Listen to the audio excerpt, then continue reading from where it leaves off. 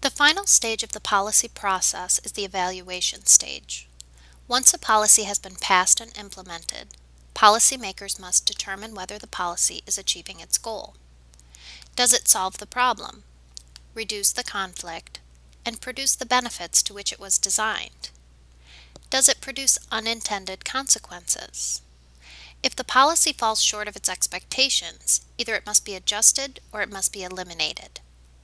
If the policy is exceedingly successful, either it could be expanded to address other problems, or it might be determined that the problem has been successfully eliminated, and so the policy can be discontinued.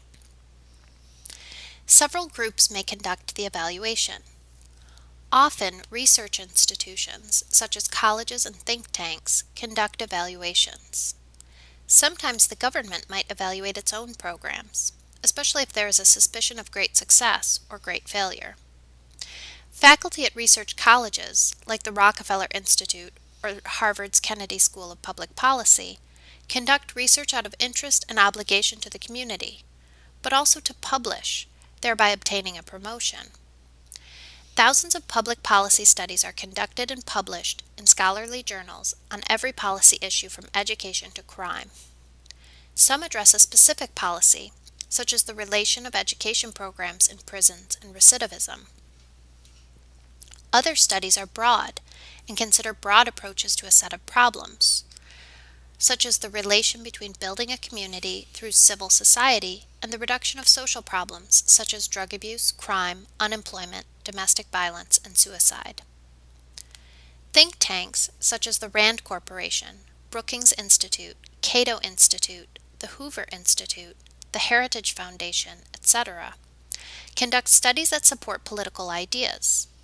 For example, the conservative think tank, the Heritage Foundation, might conduct research supporting the effectiveness of the private sector in addressing social problems, indirectly making the case for smaller government. The government might also conduct studies, often through congressional oversight.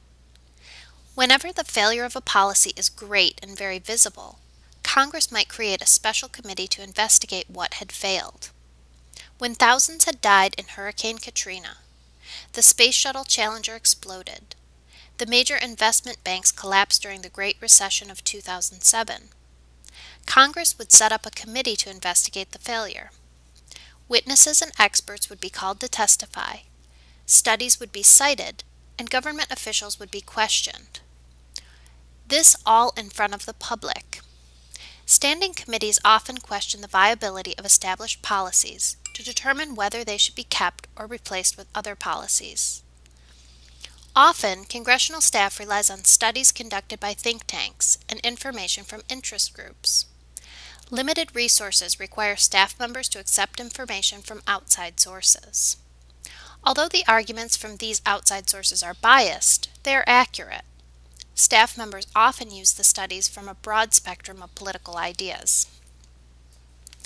Finally, journalists often conduct investigations. Investigative journalism was more prevalent a few decades ago. Such investigations are expensive, and so in recent years they've been reduced as newspapers struggle to increase subscription of their newspapers and online news. Television news also reduced investigative reporting and increased soft news like Celebrity Watch, The World's Ugliest Dog, or The Tweet Report.